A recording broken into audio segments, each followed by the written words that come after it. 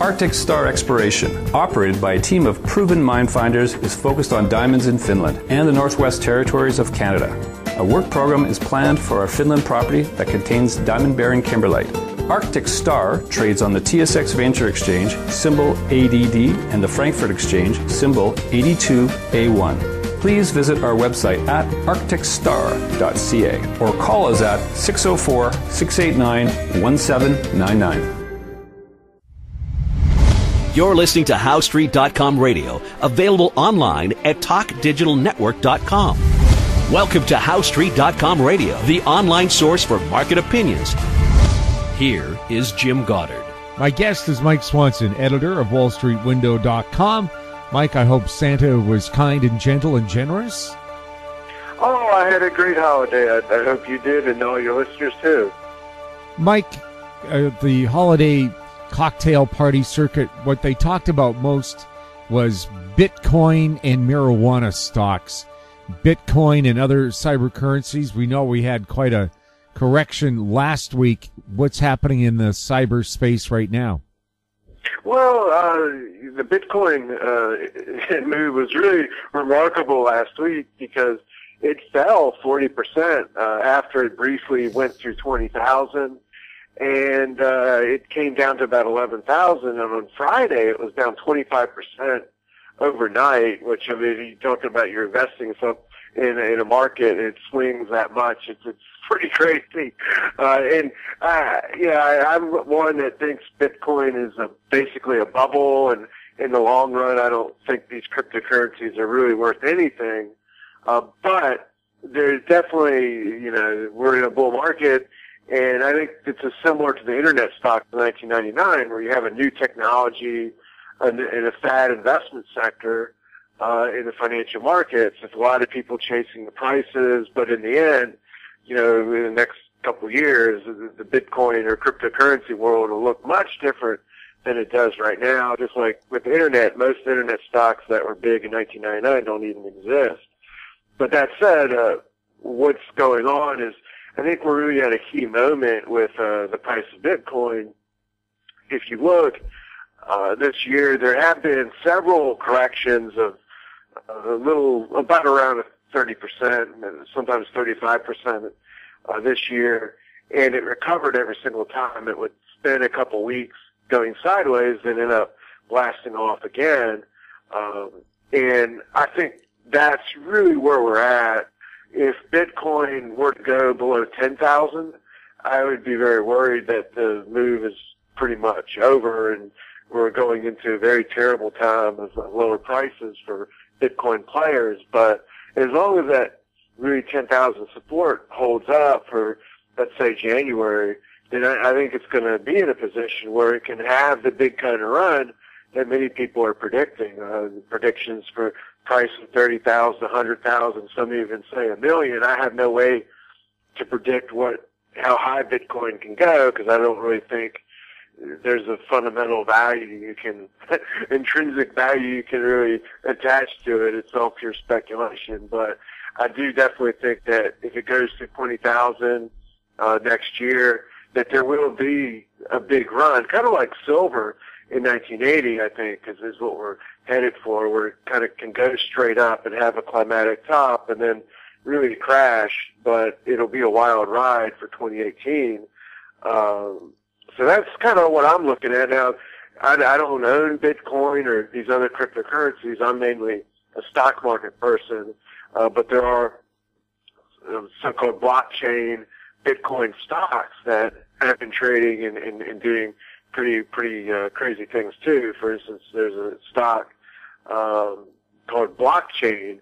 It trades as Riot. I don't have a position in it as I'm saying this, but it was under $5 in August, and it was a biotech company and changed its name to Blockchain and went totally crazy. It trades around $40, and that's just one of several stocks like this. And again, this is very reminiscent to me of the internet and arena in the late 90s. And to make one final point about it, that I think is really the most important thing, whether you're investing in this are trading this Bitcoin stuff or not, is a lot of these Bitcoin believers claim that it's going to replace the dollar, it's going to replace gold, it's going to abolish central banks, and we're all going to just be using Bitcoin as money. And this is why they argue it's just like the new thing going to go up forever, the way they talk. I don't think that's true at all, because of two things. First of all, if you go try to buy pizza, $10 pizza using Bitcoins, it'll cost you well over $50 when you're done making the transaction because of all the transaction fees. It's simply unusable as a form of money because of these fees and the volatility of the Bitcoins themselves.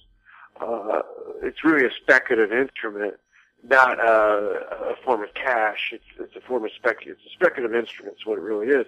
Now, the other thing that's real important is that if you look at the price correlation of Bitcoin to the U.S. dollar, the Canadian dollar for that matter, there is none. What this means is that you can mathematically compare two prices or two things trading in the market to see do they behave together or opposite to one another. So gold has a negative correlation to the U.S. dollar. When the dollar goes down, over months, gold tends to go up.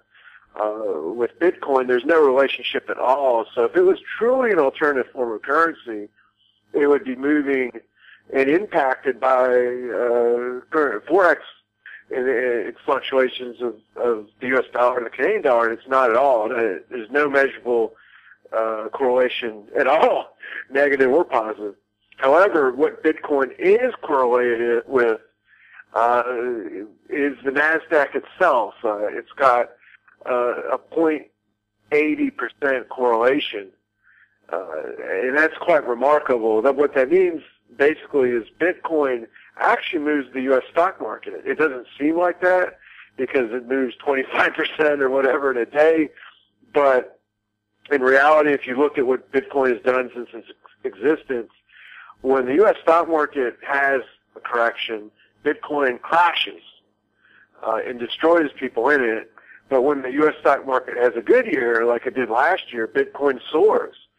So I think the fact that there's no real evidence of a top in the U.S. stock market is actually a positive for people in Bitcoin or people who want to buy it. However, if we do get a Bitcoin crash at some point, a real one, that is more than 50% from a high, not just 30%, that would be a sign that the stock market at some point would be running into some sort of trouble too. So Bitcoin's something we all need to be watching. It's like you said, it's what everyone is talking about now.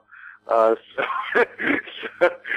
we got to talk about it. But it's also, I think, important to watch for the health of the markets. A crash in Bitcoin would be a troubling sign to be aware of. And frankly, most people in Bitcoin have no idea that it trades with the U.S. stock market or it has a correlation to it. They truly think it's this separate thing, and it isn't. And meanwhile, people that are primarily stock market or gold investors that don't mess with Bitcoin, they kind of just look down on it and just think it's kind of crazy or stupid or whatever.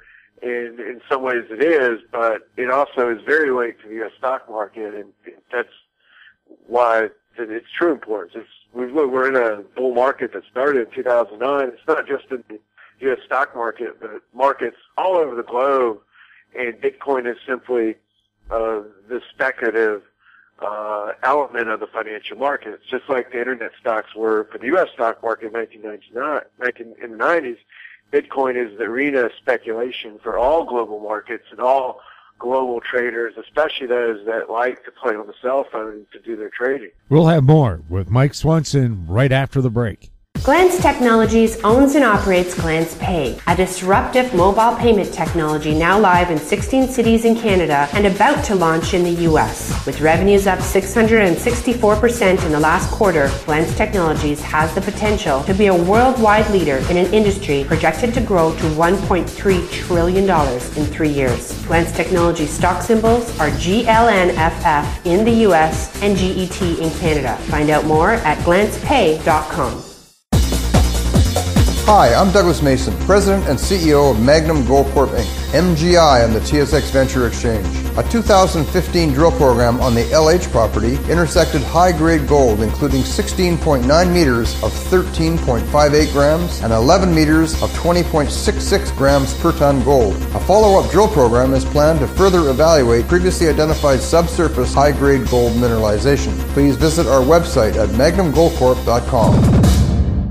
Welcome back. We're speaking with Mike Swanson. Mike, are you hot on gold right now? Oh yes. That's the funny thing is, while everyone is talking about Bitcoin, nobody is talking about gold, even gold bugs themselves. And I think 2018, while 2017 was definitely, you could say, it was the year of Donald Trump and the year of Bitcoin, I think 2018 is going to be the year gold reemerges again to finally capture people's attention. So, what's happened is the legacy of the prior bear market in gold from 2011 to 2016, it went on for so long, and it caused drops of 90% for mining stocks that it just defeated so many gold bugs, and it's basically washed out the entire sector. And now in 2016, there was a big rally off the low. Gold stocks went up well over 100% from the first quarter to the summer of 2016. But since then, they've done nothing but go sideways. The GDX is just barely up for the year. Gold's up a little bit, but there's really feels like nothing's happened all year there. While Bitcoin has gone crazy, the U.S. stock market, of course, has had a good year too, while gold is just kind of floating around. So people have kind of stopped paying attention. There's two groups of people. The gold bugs are just kind of giving up because of the big bear market, and then the masses of people, they're just not even paying attention to it at all. But the sentiment is so bearish that what we've seen this year is gold trade in a range with resistance around 1350 and support now like really 1260. And whenever it's gone to the bottom of that range, I've seen people just start calling for crashes. And then it would turn around and go up. And in December, this is what's happened again, is gold made a bottom and the GDX fell towards, which is the gold stock ETF, fell towards 21. I saw gold news underwriters call for crashes. That's how negative it is, the sentiment is on gold. When you got the newsletter writers saying it's going to crash, that's just kind of crazy. But that's where we are. And at the same time, if you look at the Commitment of Traders report that comes out every Friday and shows you what is going on in the futures market in the prior 5 trading days ending on the previous Tuesday, it gives you an idea of what are the commercial traders doing. Those are the large producers, mining companies themselves, and merchants. And also you can see what the small person's doing. It breaks the futures activity up into those categories. And what's really noteworthy is over a 2-week period in December, I saw the biggest decline in commercial short positions. They're just closing them out and even buying long positions than I'd ever seen in the gold market. And not only that, but they reduced their positions to about where they were. The short positions were reduced to about where they were at the bottom of 2016. So that's just a massive signal to me that while everyone's asleep on gold, or people don't want to hear about gold, or they're beaten up by it from the last bear market, what the big money is doing is it's getting ready for a good year. And I think that's the way we need to think about it.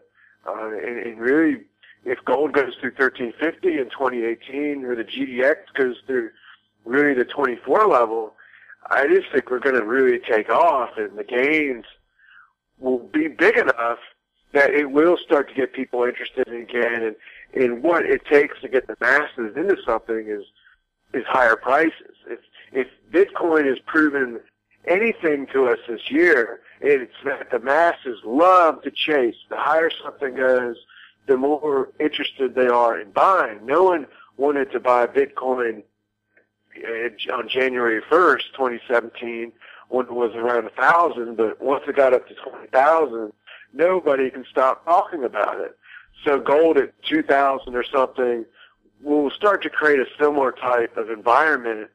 And one person I have respect for that is in the Bitcoin world and more knowledgeable about me is Jeff Berwick, and he was recommending Bitcoin from the beginning, and he's actually telling people to start selling some of their Bitcoins and other cryptocurrencies and move into gold mining stocks. And I really think that's advice really worth heeding. We'll have more with Mike Swanson right after this. MGX Minerals is revolutionizing the new energy economy with patented lithium extraction technology, replacing traditional solar evaporation using low-cost, low-energy nanofiltration. The first system of this paradigm shift technology is currently being commissioned. MGX Minerals trades on the CSE, symbol XMG, the OTCQB, symbol MGXMF, and Frankfurt, symbol 1MG. For more information, visit our website, mgxminerals.com. Keep informed. Receive our weekly recap of thought-provoking articles, podcasts, and radio delivered to your inbox for free. Sign up for the HowStreet.com weekly recap on our homepage, HowStreet.com. Welcome back. We're speaking with Mike Swanson. Mike, oil topped $60 today. It fell back a little bit. Is it going to have a continuing charge or at least go up a bit more? I'm really not sure what oil is going to do. In the beginning of the year, I was actually negative on oil. I just didn't think it was going to do much. And that's kind of what happened. Oil is kind of like gold in a certain sense. It just kind of spent most of this year going sideways. But now we finally got to rally back up to 60. But I've read reports that suggest, these are reports of oil companies and Saudi Arabia's government, that they think that oil around 60 is long-term resistance, and oil, like around 30 or so is massive support. So my feeling is we're really still going to be stuck in this sort of range-bound situation with oil prices. And the funny thing about oil is that earlier this year, there had been built up a massive commercial short position on the price of oil, even bigger than that of 2014 at the top. And that's something that made me really become bearish on it, was just all these commercials just shorting it. And I don't want to go against them. And they've only reduced that position by 50%. So there's not, I don't really see a huge, bullish sentiment, or I don't really see signs to be incredibly bullish on oil. However, the oil stocks themselves, an interesting thing I have noticed with them is the big majors have been performing better, such as Exxon, Chevron, and so forth, while the smaller oil companies, such as oil rig companies and pipeline companies and so forth, they haven't been doing well. Some have actually made new lows in the past couple months, while the others are doing better, much better. And I think the reason for this is that the stocks such as Exxon and Chevron have announced giant share buyback programs to take some of their shares off the market, which is really a big story of the entire U.S. stock market. But the Trump tax cuts, they're looking at that, I think, and getting ready to do share buyback. So in a certain sense, the fundamentals of oil may not matter that much for the giant oil companies for the next couple months. I mean, I don't think the oil price is going to crash. So if it can simply maintain a sideways trend and these companies do their buybacks, that is likely to result in higher prices for the big cap oil companies. So I think the oil stock investor, regardless of what I was saying about the larger picture of the oil price, they may probably do well in the first half of the year. When you look at oil stocks, you're more likely looking at dividends rather than stocks going up and selling them? Yeah, well, it depends when you buy. I mean, I typically don't like to buy stocks unless they're in the first or second year of a bull market. So for me personally, that's one reason I'm very focused on the gold stocks, because I believe they started a bull market in 2016 and are just going sideways.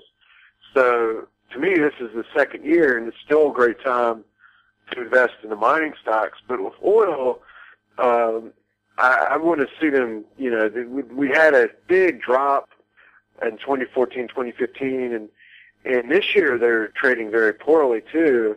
So I just kind of want to see more time and then to form a base and before I think they can really break out and go totally crazy. But, as far as long-term investments getting dividends, I mean, if someone's owning these oil stocks from, lower prices than here, I think that's great. Mike, thank you so much for chatting with us. Thank you. Great to talk with you. And we'll talk to you next year. Yeah, looking forward to it. My guest has been Mike Swanson, editor of WallStreetWindow.com. You're listening to HowStreet.com Radio. Find us on Twitter at HowStreet. Our YouTube channel is Talk Digital Network. Questions for the show or our guests can be sent to info@HowStreet.com. I'm Jim Goddard. Happy holidays. Comments made on HowStreet.com Radio are an expression of opinion only and should not be construed in any matter whatsoever as recommendations to buy or sell any financial instrument at any time.